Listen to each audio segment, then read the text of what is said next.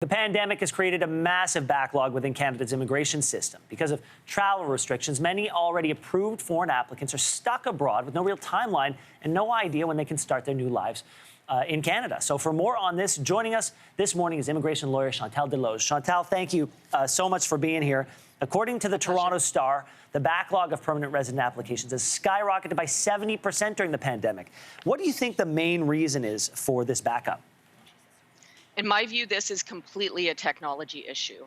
When the pandemic hit, immigration was caught completely flat-footed because of their ancient infrastructure and lack of adaptation to common IT things that all of us use, like Skype, digitization.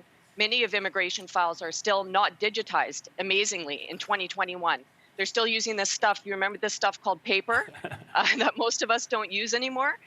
They're still using a lot of paper files. And when they weren't able to go into the office anymore, the files are in the office, the officers are at home. What do you do then? Okay, so now you've got all these people stuck abroad. What happens to these applicants who are just sitting there in limbo outside of the country? Well, many of them are extremely upset.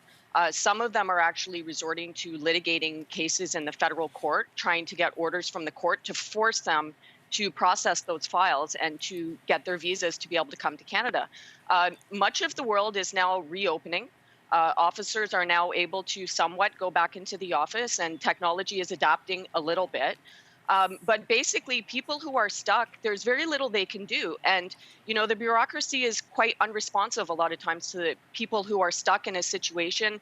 They keep saying, oh, it's COVID, it's COVID, it's COVID. But that excuse is getting a little bit lame, to be quite honest. Well, as an immigration lawyer, what's been your biggest challenge?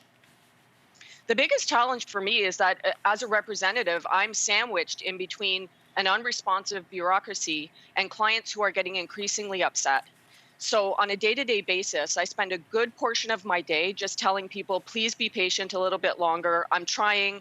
We've been sending messages to immigration. I'm trying my best, but there's only so much that I can really do.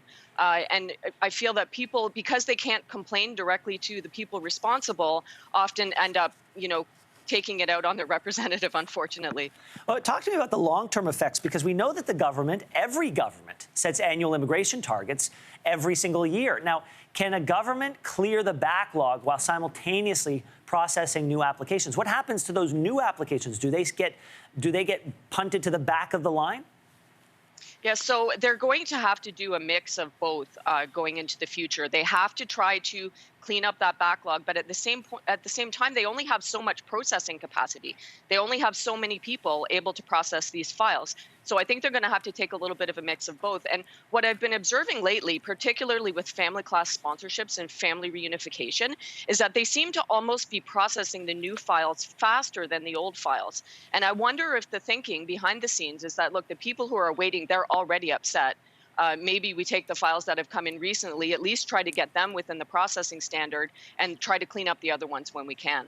So the people who've been waiting the longest are going to continue to wait? Yeah, that sounds like a recipe for success. Chantal, something tells me that you've got a very busy day ahead of you, so we're going to let you get to it. Thank you so much for joining us. Thank you. And we should point out that Your Morning reached out to Immigration, Refugees and Citizenship Canada, but did not receive a response. Hey, thanks for watching. If you liked this, be sure to subscribe here, or you can check out more Your Morning videos right here.